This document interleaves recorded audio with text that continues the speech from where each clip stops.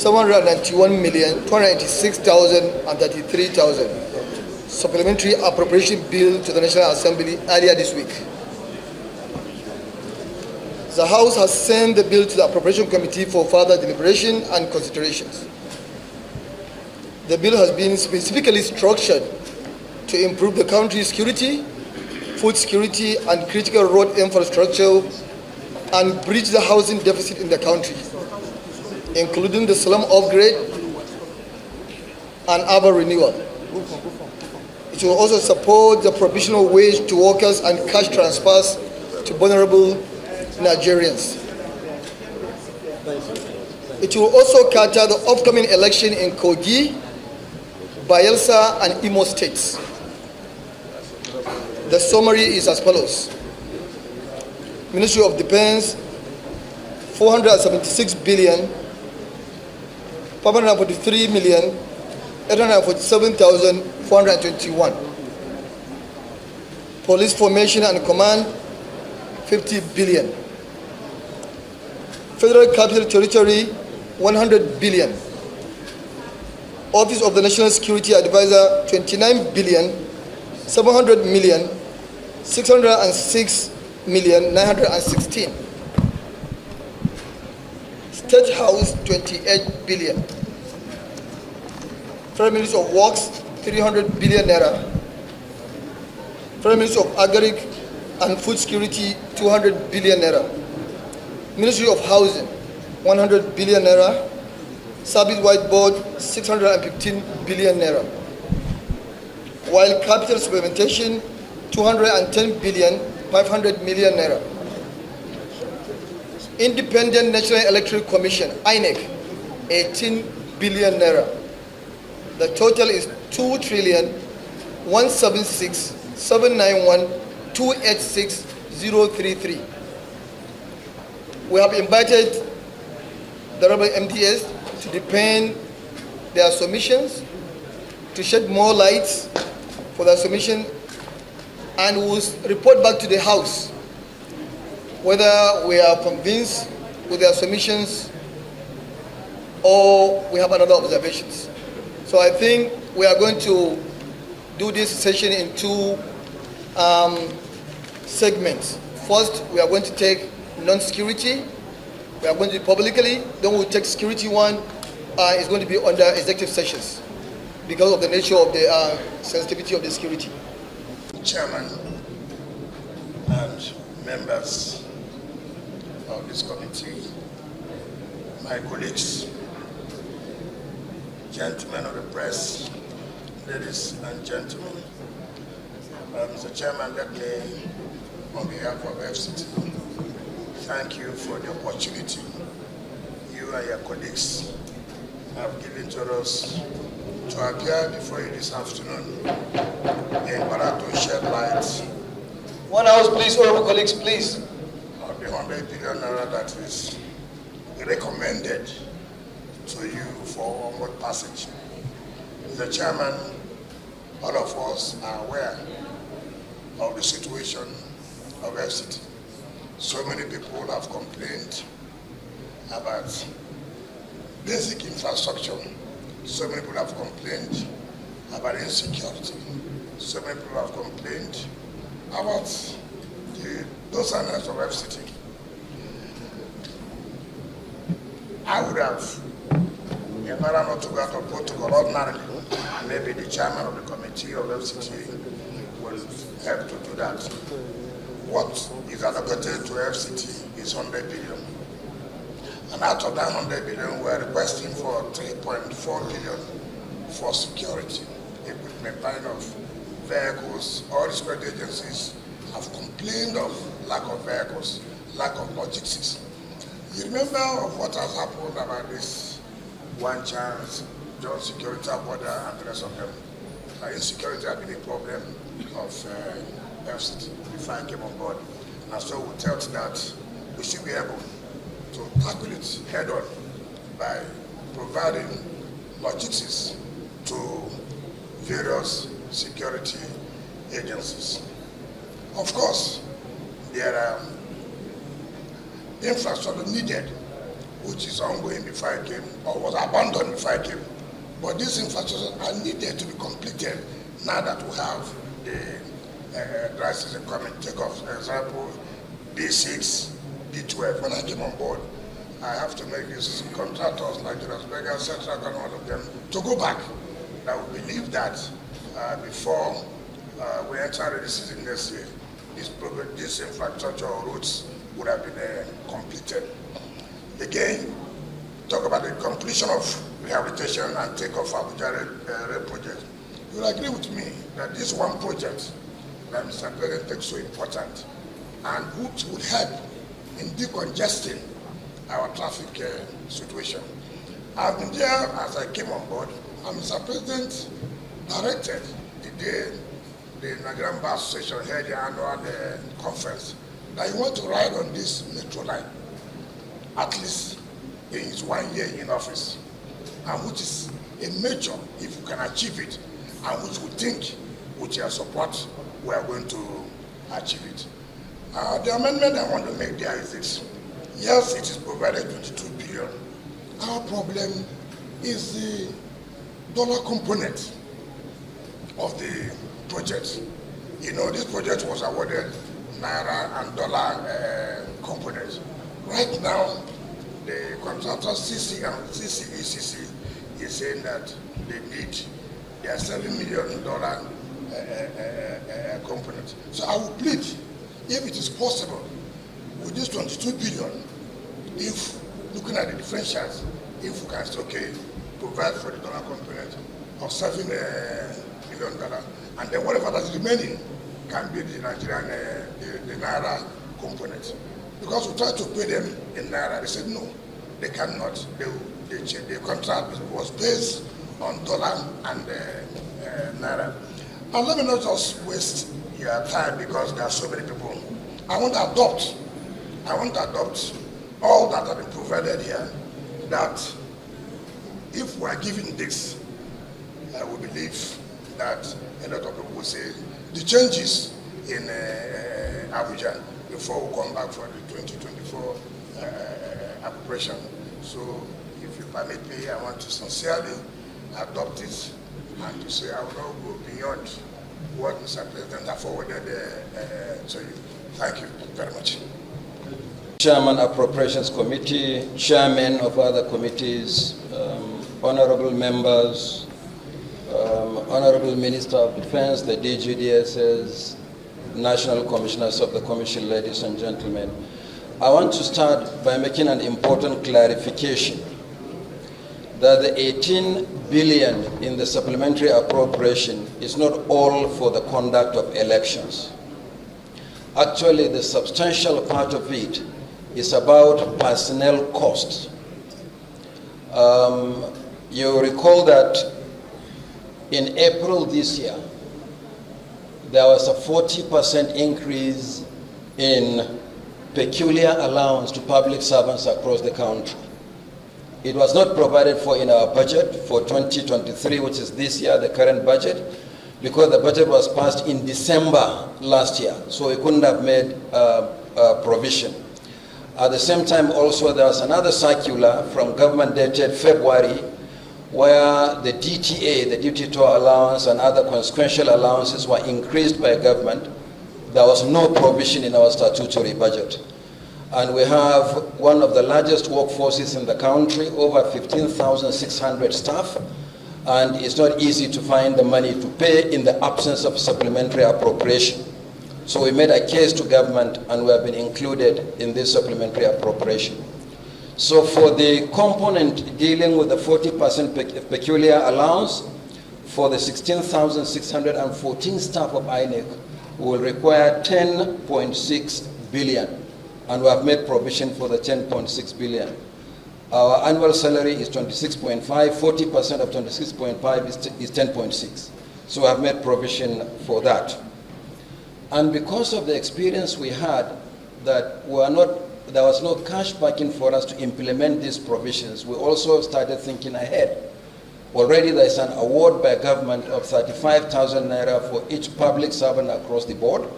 For the 15,614 staff of the commission, that will come to, for the 6 months that government said arrears will be paid, over 3 billion. So the 3 billion plus 10.6 billion will come to 13.8 billion.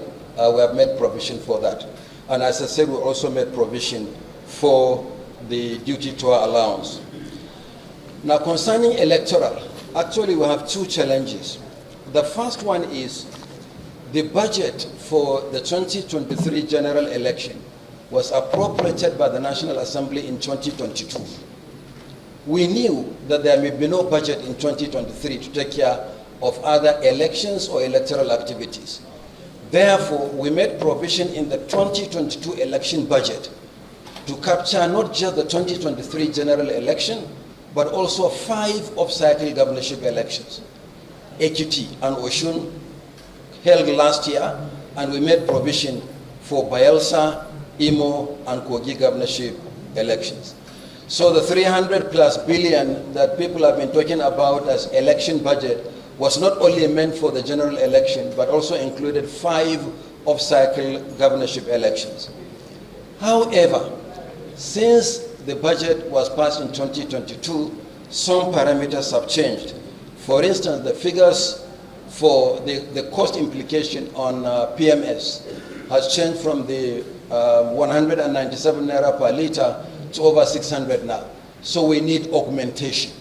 So part of the 18 billion is going to augment the conduct of elections in these 3 states. Already service providers are putting us under pressure. Many of them have actually doubled the cost from the amount we presented as our budget in 2022. So I've earmarked the sum of 1.4 billion for augmentation. But the last component for the conduct of election is related to what many honorable members have asked us. In the House of Representatives, vacancies have been declared. Why has INEC not conducted by-elections? There is no budgetary provision for the conduct of these unforeseen and unbudgeted by-elections.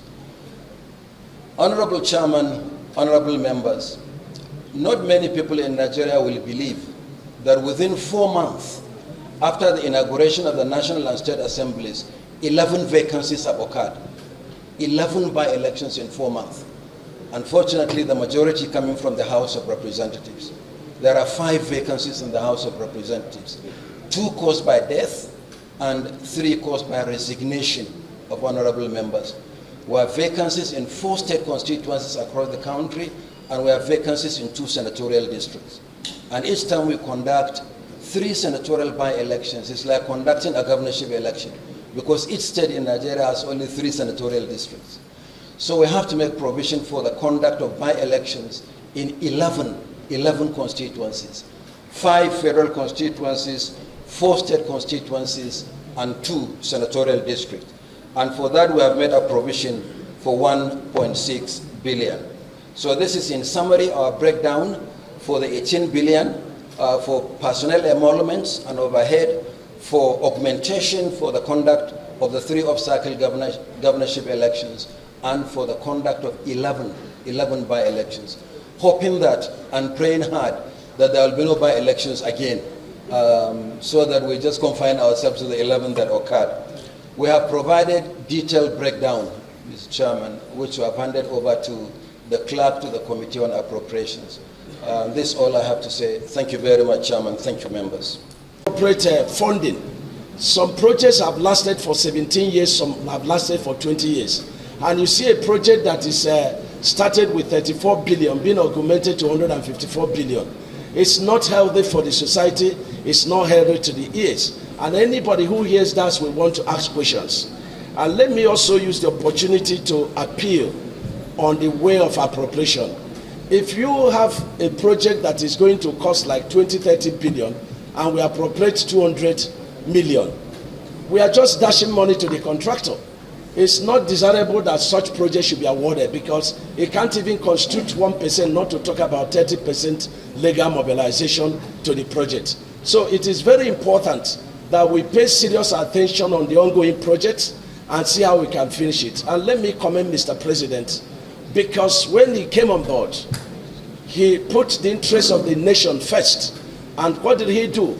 he directed me that all the ongoing projects must be maintained. And let me say that the administration inherited a total of 2,604 projects, totaling 14 billion. And out of this 14 billion, 3-point-something billion, was paid between May and now. And we have some funding due to the tax credit of private sectors, due to the NMPC intervention. And when I resumed, we had a net a deficit of 6 trillion. And some of these ongoing projects are, interwoven with some critical new projects that we want to add, and there's some projects that have been abandoned in the past 20 years. So Mr. President directed that we should bring all of them on board, and that is going to cost, about 11 trillion. So on the whole, to address our road sector for the next 4 years, we'll be needing about 18.6 trillion. And so the National Assembly must have to, weigh a thinking cap on how we can address seriously our road sector. Finally, let me also appeal to the National Assembly. For the executive to respect your motion on certain intervention, we must have a contingency fund. When you ask me to go and intervene in certain roads we have collapsed, and I have to liken the situation in Ministry of Works to that of a man that is on life support. The man has needs immediate attention, or a man that was shot and got to the hospital and you ask him to go and get police report. Where there is an emergency, a road is cut off, movement is stopped, and the people are suffering. It needs emergency. And so we appeal to you to give us contingency fund so that we respect your motions, we respect your directives, so that your motions will be of legal effect, because we have a place we can go and draw money from it. And finally, sir, I was very happy when this Honorable House deliberated on the use of asphalt and concrete. I will use just 1 minute to defend our new policy. We have looked at the method of construction, and I want the House... Can you quickly, because of the... Yeah, just 1 minute. Very hot, and we have so many... Just 1 minute. I would like us to pay more attention on our, project supervision. And in the issue of asphalt and concrete, I want to say something. In asphalt, we have 3 kinds of asphalt pavement. We have the wearing course, we have the binder. Some roads have binders up to 3, like Abuja Kaduna, road. It has binder up to 3 layers. It has macadam. They are all bituminous materials. And then you now have the stone base. The current price of asphalt right now for the binder cost is about 27,000 per square meter. If you do 3 of it, and you do wearing cost, and you do macadam, you'll be getting about 90,000 per meter squared. And if you do concrete grade 40, which will last for 40 years, 40 to 50 years, and it is 350,000. If you multiply it by 0.2, which is the thickness, you'll be getting about 70,000 per meter squared. So I want to tell the House that the concrete pavement we are proposing for most of our roads are much cheaper. They are much cheaper by this analysis. They are longer in terms of durability, and the variation on concrete pavement is of arithmetical progression, while the pavement on our asphalt is of geometric progression. And so I want this Honorable House to assist us, one, on the appropriation, so that not only to appropriate not less than 1.2 trillion in our annual budget, we should be able to work with you to come and think outside the box on how we can fund our road sector. It will help Nigerians. Thank you, Mr. Chairman, honorable members, for the opportunity. I've heard my minister's request. We met and discussed on the supplementary budget together. Our request was 300 and something billion, but the president approved 100 billion to FCT.